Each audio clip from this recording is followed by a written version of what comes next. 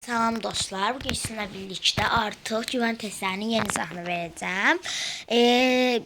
Mən artıq Azərbaycan dilisini almışdım, ingilisdən işləyirəm. Artıq riyaziyyatını da almışam.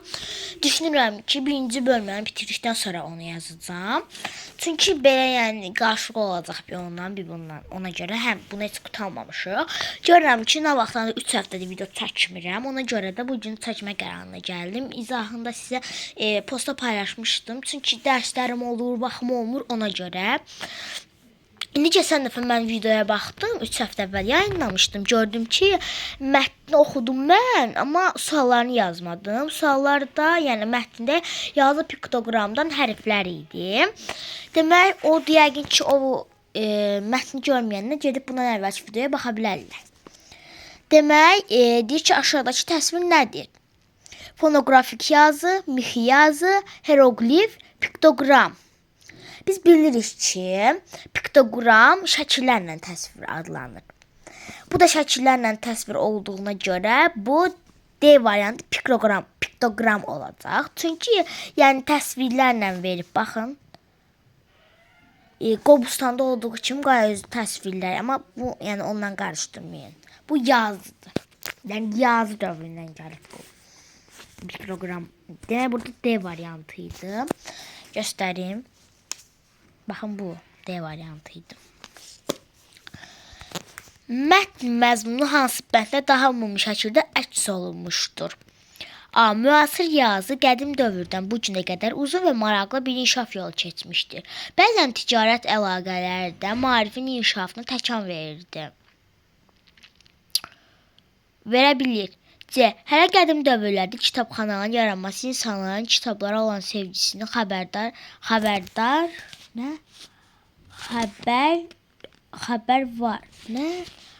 verir. D variantı fonoqrafik yazı sistemi daha mükəmməl idi. Dostlar, demək, burada bir variantı izah edəcəm sizə. Deyir ki, müasir yazı qədim dövrdən bu günə qədər uzun və maraqlı inkişaf yolu keçmişdir. Dostlar, burada A variant düzgün variantdır. Çünki baxın, yazı əlifbası deyir. Birinci Misir xalqı öz sistemini yaratdı. Sonra hieroqlif müqəddəs adlanan bu yazı əsasən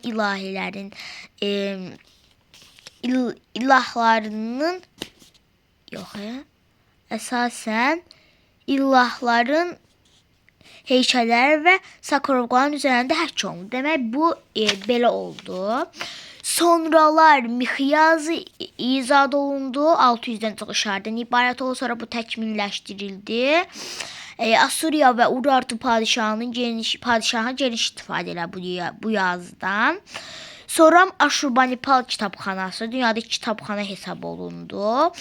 Yəni yenə də burada səs informasiyası falan, burada yazıdan danışır. Yazının inkişaf yolundan danışır. Buna görə burada doğru cavab A variantıdır. Niyə digər variantlar deyil? Çünki B-də deyir, bəzən ticarət əlaqələrdə maarifin inkişafına təkan verə bilir. Burada yəni ticarət əlaqə, yəni alış-verişlə, satışla barədə heç nə yox idi. Kitabxanada yaranması insanlar kitab olan, orada kitab sevgisindən və ya kitabxanadan, kitabların danışmırdı. Fonoqrafik yazı sistemi daha mükəmməldir. Burada sadəcə fonoqrafik yazı sistemindən danışmırdı. Burada həm mixidən danışırdı, həm hieroqlifdən danışırdı, həm piktoqramdan danışırdı. Yəni müxtəlif dillərdən danışırdı, yazılardan danışırdı. Üçüncü sual. Mətn əsasən klasteri tamamlayın. Demək, Aşurbanipal kim idi deyəsən? Hə, kim idi? Çünki Aşurbanipal burada yazının yardım adamı idi. Demək, onun haqqında 3 dənə məlumat verəcəyik. Mən, yəni, burada mənim dəftərim var belə. Mən burada yazıram. Yəni, kitabda qeyd eləmirəm ki, həm sizə də video çəkə bilim. Mən bunları çoxdan işləmişəm. Əlavə olaraq işləyirəm bunları. Yəni, bunlar testlərdir.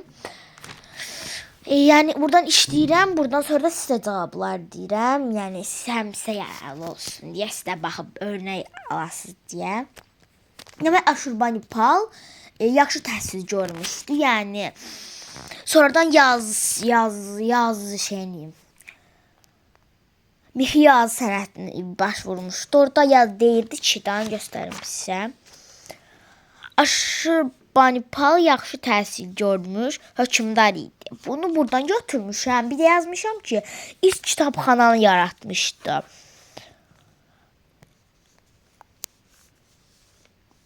Baxın, Aşurbanipalın kitabxanası dünyanın ilk kitabxanası hesab olunurdu.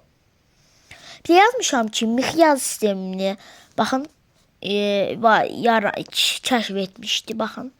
Mihyaz vasitəsilə fikir daha dəqiq istifadə etmək olurdu. Gördünüz dostlar. Yəni burada mən yazıqlarım deyirəm sizə. Ona görə yəni. Ümid edirəm izahlarımı başa düşürsünüz. İndi burada bir dənə dil qaydası var. Çığ əvəzlənməsi. Burada çox uşaq səhv eləyir, çaşır. Düzdür, mən də ilk başlarda bunu oxuyanda tam dəqiq bilmirdim. Amma indi mən sizə geniş izah verirəm. Daha yaxşı başa düşəsiniz deyə. Sözlərin sonunda çığ əvəzlənməsi. Dilimizdə bir çox hecalı sözlərin sonunda ç samiti, y samitinin kar qarşılığında olan xaç dilik kimi səslənir. Burada belə nəticə çıxarmaq olar ki, son səsi xaç dilik kimi tələffüz olunan bütün sözlər ç ilə yazılır. Məsələn, çiyələk, çiyələx, köynək, köynək, ürək, ürək, çörək, çörək və s. Belə sözlər saatlə başlanan şəkil ki artırdıqda ç samiti, y samiti ilə əvəzlənir. Məsələn, çiyələyin, köynəyim, ürəyə, çörəyə və s. Bu tip sözlər söz birləşməsinin birinci tərəfi kimi çıxış etdikdə aşağıdakı şəkildə tələffüz olunur. Əgər bu tip sözlərdən sonra gələn söz samitlə başlanarsa ç samiti, xaç dilik kimi tələffüz olunacaq. Məsələn, ərik meyvəsi, ərik. Burada ərik meyvəsi olur. Çörək pişirən, burada çörək pişirən olur.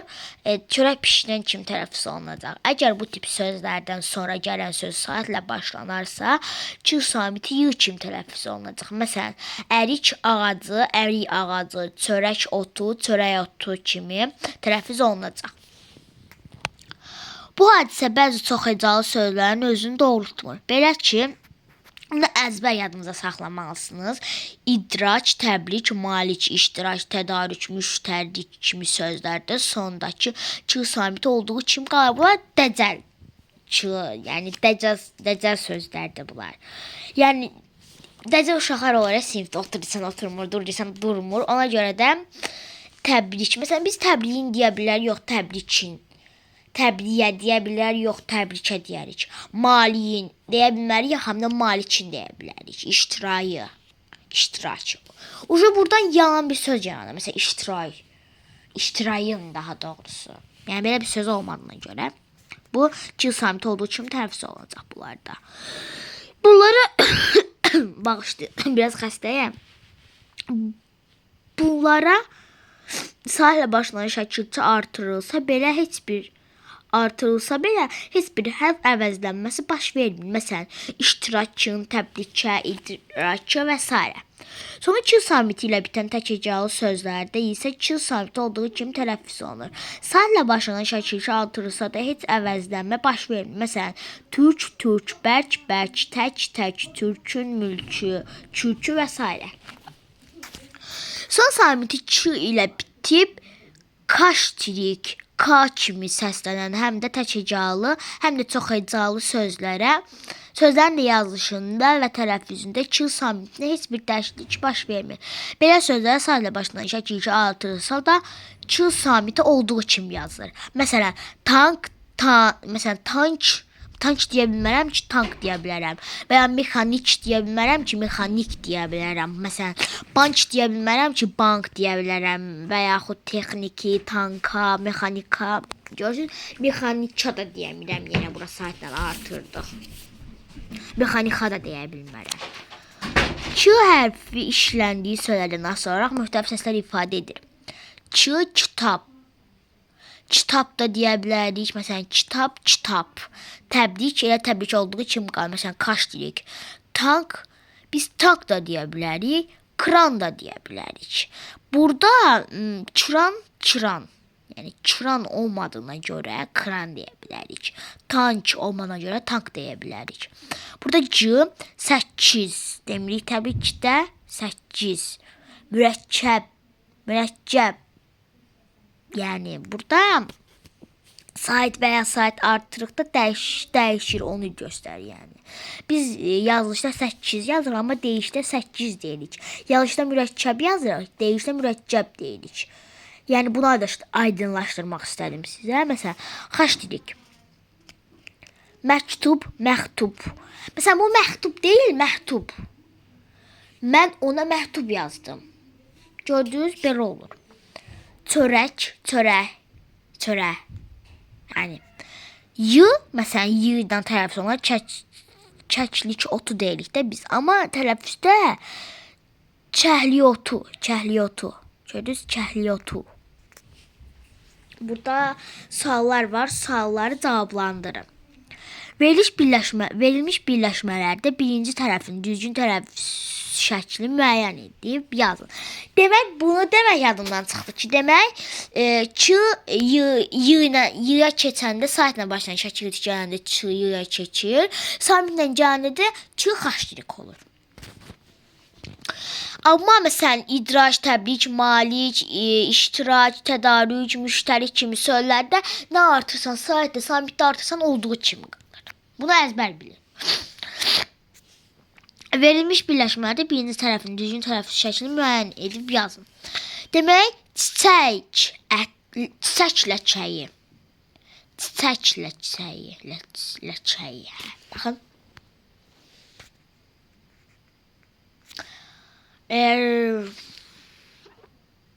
Uşaqlar bağışlayın, mən burada bir dənə səhvlik elədim. Burada məsələn Ç'dan Ç samitindən sonra samitlə başlayan gələndə bu y-ya keçir.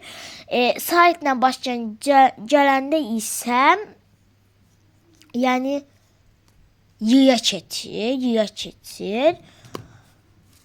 Yəqin ki, yəni aydın başa sala bildim. Yenə belə deyim. Son samitdə son məsələn çiçək samitindən sonra ləçəyi sözü gəlir bunda.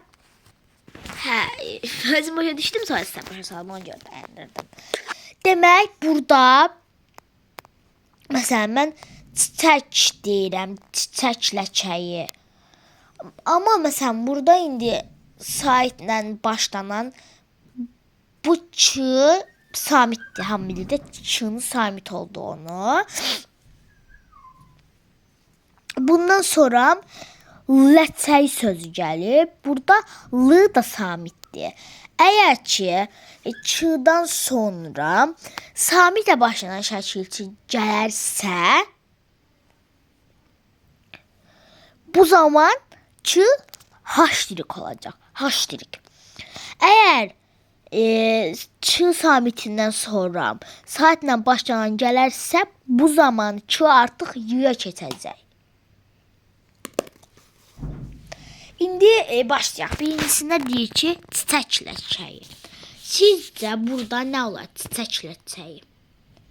Bəli, dostlar, təbii ki də bu haşdirik olacaq, çiçək ləçəyi. Çünki ondan sonra samitlə başlanan söz gəlib. Sonra çiyələk ətri. Sizcə burada nə olacaq çiyələk ətri?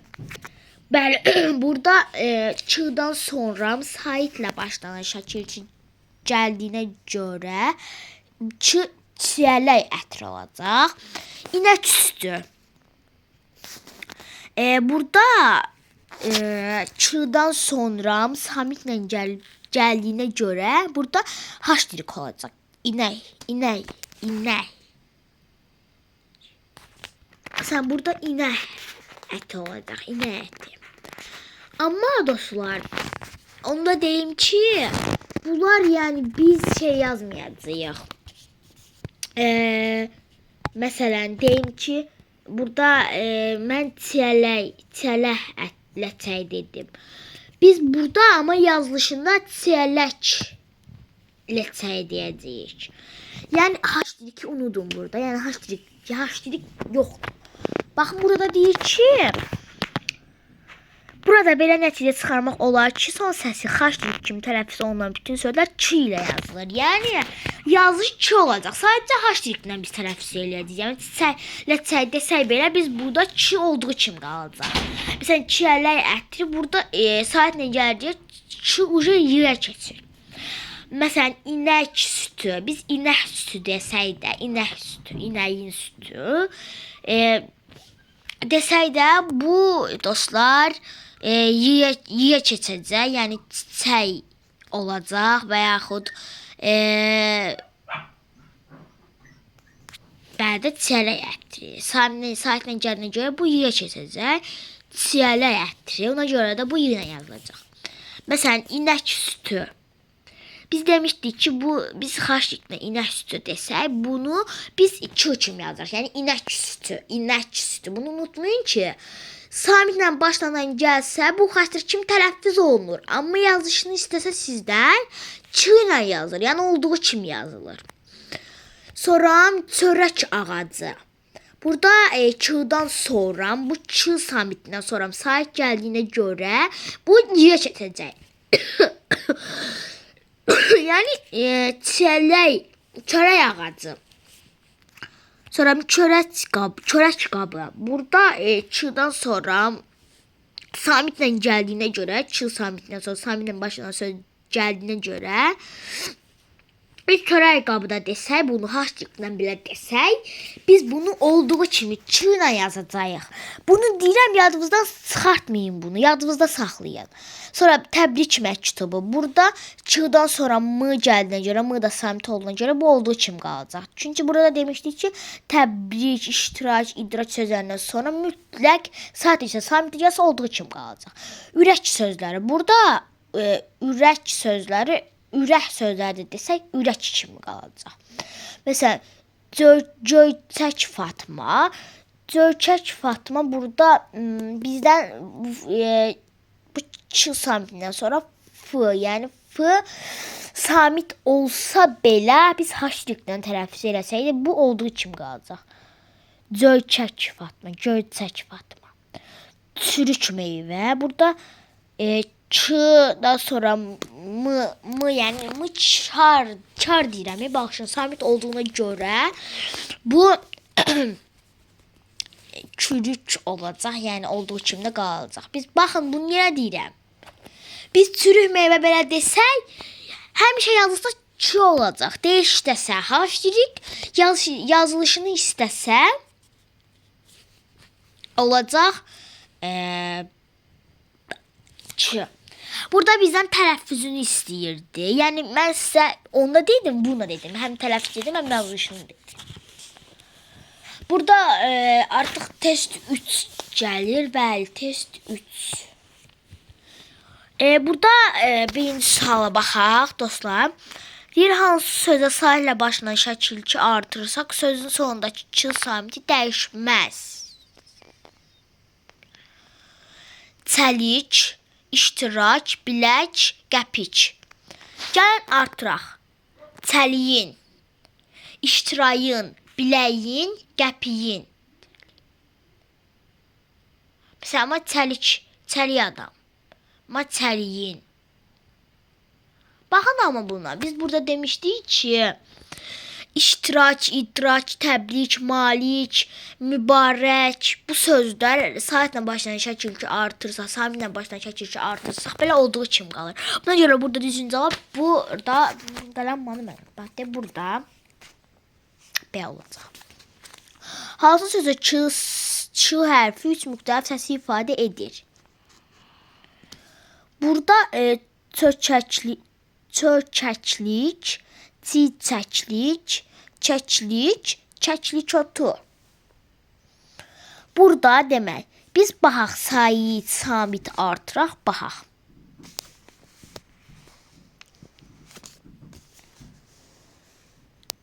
Çökəklik. Biz buna çökəklik və çökəkliyin deyə bilərik, amma amma çökəklik deyə bilmərik. Ona görə A variantı C'dir. Bağışlayın. Biz buna çöçəklik deyə bilmərik axı. Ona görə də A variantı gedir. Çiçəklik. Biz buna çiçəklik də gəlir. Çiçəkliyin deyə bilərik, amma ki çiçəklik deyə bilmərik. Çəklik sözü var. Biz buna çəkliyin də deyə bilərik y ilə də, amma çəklik deyə bilmərik. Amma baxın, çəklik otu. Çəklik otu.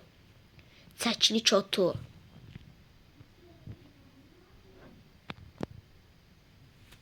Və yaxud çəklik otu. Çəklik otu. Çəklik otu. Burada bundan sonra o gəldiyinə görə biz onu 3 cür tələffüz eləyə bilirik. Deyəsiz, niyə çəklik sözünü götürmədin? Çünki bu çəklik sözündən sonra o saat gəlib bura. O da gələndən sonra bu y kimi olacaq. Amma burada çəklik sözündən sonra y yoxdur. Və yaxud da mən bunu təkdə olaraq çəklik deyə bilmərəm, amma məsələn, normal olar, belə normal olar. Məsələn, çəklik otu deyə bilərəm axı. Məsələn, kəklik otu deyə bilərəm, amma kəklik deyə bilmərəm. Ona görə. Burada sözdən son samitə mürəkkəb, bura mürəkkəb söz daxı bu. Mürəkkəb söz olmamalıdır, buna baxın. Mürəkkəb sözsə burada sözü kök və şəkilçiyə ayırın. Məsələn, kəklik otu, kəklik otu deyə bilərəm, amma kəklik deyə bilmərəm. Çünki kəklik zaten quş adı. Onu dəyişdirə bilmərəm. Hansı cümlədə fərqləndirilmiş söz səhv yazılıb? Burada bu təbrikə Əlinin nənəsi və babası da qoşuldular. Hər kəs babəyə həsədlə baxırdı. Ana uşağa hələ bələyə bükdü. Ana uşağa bələyə bükdü. Onunla döyüşməyə dəmir birləşik igidlər lazımdır. Dostlar, biz demişdik ki, təbrikə sözünə saatlə başlayan, samdə başlayan çəkişdə artırsak belə bu eyni qalır. Ona görə A getdi. B. Hər kəs babəyə həsədlə baxırdı. Burada həm də adam adları da burada dəyişmir. Babək. Burada babəyə deyə bilmərəm, amma babəkə deyə bilərəm. Ona görə burada B variantı səhv cavab. Bu birsə izah eləyim. C variantı ana uşağı bələyə bükdü. Burada bələyə, düzdür, bələkə deyə bilmərik, bələyə deyə bilərik amma. Onunla döyüşməyə dəmir biləkli igidlər lazım. Burada dəmir biləkli igidlər lazım. Səhv yazıb. Burada da, yəni burada səhv yoxdur, C-də də səhv yoxdur. D-də səhv yoxdur, çünki biləkli falan sözlər var. Məsələn, babəyə, amma burada babəkə olmalıydı. Uşaqlar, çünki adam adlarını siz dəyişdirə bilmərsiniz sözünüz üçün. 4. Uyğunluğu müəyyən edin. Ürək, kürək, kitab, müştərək, böcək, mühərrik, tütək, məktəb. Burada dostlar, A-ya baxırıq, ürək, kürək. Burada mən ürəyin deyə bilərəm, kürəyin deyə bilərəm, ürək, kürək. Amma ürəyin deyə bilərəm, kürəyin deyə bilərəm. Ürək, kürək, ürək, ürək, ürək deyə bilərəm. Hə, deyə bilərəm, amma kürək deyə bilmərəm. Kürək, kürək, kürək, kürək. Yəni deyə bilmərəm. Diğer variant B variantı. Bəli, burada düzgün cavab B variantıdır. Çünki baxın, böcək, böcəyin, mühərrik, mühərrikin və yaxud mühərriyin. Axı, yazılışda belə olurdu. Burada böcəyin sözü də göstərirəm sizə belə. Böcək, çünki bu ikisi də kaşlik deyilə bilmir. Məsələn, böcək deyə bilmərəm, mühərrik. Mühərrik deyə bilmərəm. Kitab, müştərək. Katib, müştərək. Burada biz demişik müştərək sözü dəymir, amma katibin, katib, burada ki, burada sonda gəlib həm də ki. Burada da həm, burada sonda gəlib, burada başda həm sonda gəlib. Burada həm də katib deyə bilmərəm, amma müştərək deyə bilərəm. Həm də ki, müştərək sözü dəyişməyən sözdür, ona görə. D variantında deyir tütək məktəb. Burada tütək məktəb. Burada məktəb deyirlər, amma tütək deyə bilmir. 5. Tələffüzü verilmiş hansı sözün yazısı Ç hərfi yoxdur. Demək, verci, bitçi yazışı deyir. Verçi deyə bilərsiniz siz. Amma bitçi deyə bilərsiniz. Sürtçü də deyə bilərsiniz. Seççi də deyə bilərsiniz. Amma verçi deyə bilmərsiniz. Bu çox asandır məncə. Buna görə A variantı düzgün cavab. Sözlərdən birində çərçivə daxilində verilmiş hərf cingiltili qarşılığı ifadə etmir. 8. Demək 8-in Ç-nın cingiltili qarşılığı C-dir, bilirsiniz. 8 olacaq. Ona görə A variantı getdi. B-də deyir geditkən. Ç-nın da C-dir, geditkən deyə bilərəm. Amma C-yə baxaq. Çəşxan. Bitkin. Burada bitkin deyə bilərəm, amma çəhkəşan deyə bilmərəm. Yəni C, çünki çəhkəşan artıq yəni uyğun gəlmir də. Söz tələffüzə yenidə siz başa düşə bilirsiniz. Çəhkəşan. Amma bitkin deyə bilərik də. Ona görə burada da C variantı olacaq. Düzgün variant. Dostlar, burada belə bir dənə dil qaydası var. Yəni orada G-nın kaş deyirik və ya xaş deyirik və yaxud X belə olması. Ondan sonra bir dənə mətnimiz var. Bu artıq kəsəgədir. Kəsəgədə uzun-uzunlar. Uşu 55-56 falan səhifə bir şeylər işləyəcəyik. Bugünün mən bura qədər izah verirəm. Çünki yarım saatlıq oldu artıq. 5-ci sabahların video gəlməz böyük ehtimal. Çünki dərslərim var, çatdıra bilmirəm. Bunu da zülmlə çəkmişəm. Amma yəni mənim də xoşuma gəlir sizə bir şeylər izah eləmək, sizə də bir şey öyrədə bilmək. Bu adamlar müəllim olmaq istəmişəm, ona görə də yəni. Mənim üçün xoşdur. Ona görə dostlar, bugünlük bu qədərdir. Ümid edirəm izahımı bəyəndiniz.